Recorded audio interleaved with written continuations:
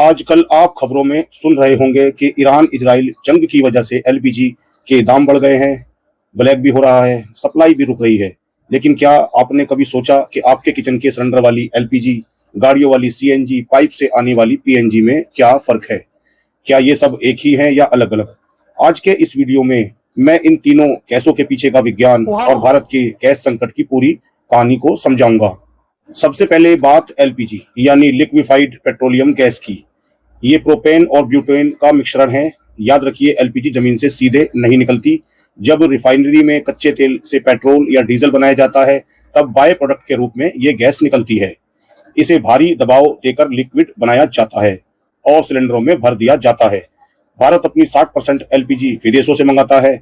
ये हवा से भारी होती है, इसलिए लीक होने पर जमीन पर बैठ जाती है। इसलिए इसमें एथाइल मार्केप्टन मिलाया जाता है ताकि लीकेज होने पर आपको इसकी गंध आ सके। अब आते हैं एलएनजी पर। ये शुद्ध नेचुरल मीथेन गैस है जो जमीन के नीचे कुओं से निकलती है। भारत अपनी 50% नेचुरल गैस खुद पैदा करता है, लेकिन बाकी 50% हमें कतर या अमेरिका जैसे देशों से मंगानी पड़ती है। अब हजारों मील दूर से गैस पाइपलाइन लाना नामुमकिन है, इसलिए इसे -162 डिग्री सेल्सियस तक ठंडा किया जाता है, जिससे ये लिक्विड एलएनजी बन जाती है। जहाजों से भारत पहुंचने के बाद इसे दोबारा गैस में बदल दिया जाता है और यहीं से वो गैस आगे चलकर सीएनजी और पीएनजी बनती है। एलएनजी की फुल फॉर्म होती है लिक्विड नेचुरल गैस। अब इसी नेचुरल गैस को बहुत ज्यादा कंप्रेस करके सिलेंडरों में भरा जाता है, तो ये सीएनजी कंप्रेस्ड नेचुरल गैस जो गाड़ियों में ईंधन का काम करती है।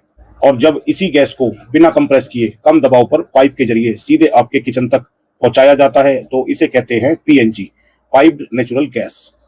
फर्क क्या है? एलपीजी सिलेंडर में आती है, रिफाइनरी से बनती है, जबकि पीएनजी कुओं से निकली नेचुरल गैस है जो पाइप से आती है।